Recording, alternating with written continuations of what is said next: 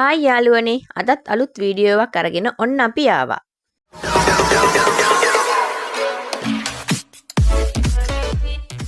ඉතින් ඔබ අපි කවුරුත් දන්නවා ලංකාවේ ජනප්‍රිය රැප් ගායකයෙකු වන ශාන් පුතාට පසුගිය දවස්වල සිදු වූ මහා කරදරය. ඔහු විසින් ගිනි අවියක් ළඟ තබා ගැනීම හේතුවෙන් ශාන් පුතාව අත්අඩංගුවට ගනු ලැබීය. මේ හේතුව නිසා ඔහු ගැන මුළු ලංකාව පුරාම කතාවට ලක් වෙනවා. විශේෂයෙන්ම ඔහු රැප් ගායකයෙක්. ලංකාවේ ජනප්‍රිය ගායකයෙක්. ඉතින් මේ නිසා ලංකාවේ ගායකයන් මෙහෙමද හැසිරෙන්නේ? මේ වාගෙන් වැරදි මත හා පූර්වාදර්ශ ලබා දෙනවා නේද? වැනි අනම්මනම් බොහෝමයක් කතන්දර ගොඩක් තියෙනවා. ඒ වගේම ගොඩක් අය දන්නේ නැහැ ශාන් පුතාට ඊයේ අප ලැබුණ බවට. සමාජ මාධ්‍ය පුරා පැතිර යනවා. ඒ වගේම එය පිළිබඳව වීඩියෝ පටියක්ද සමාජ මාධ්‍ය හරහා ෂෙයා වෙනවා. ඔහු නිදහස් වී එන අයුරු හා එහි ඔහු පිළිගැනීමට බොහෝ පිරිසක් පැමිණ ඇති බව පේනෙනවා. ඇත්තටම සතුටුයි ඔහුට අප ලැබීම ගැන. ඔහු කරපු වැරදි හදාගෙන ඉදිරියට යන්න මේ හොඳ අවස්ථාවක් කරගනීවි කියලා හිතනවා. මේ පිළිබඳව ඔබේ අදහස පහලින් කමෙන්ට් එකක් දාන්න අමතක කරන්න එපා. ඒ වගේම අනේ යාළුවනේ අපගේ නාලිකාව සබ්ස්ක්‍රයිබ් කරන්නත් අමතක කරන්න එපා.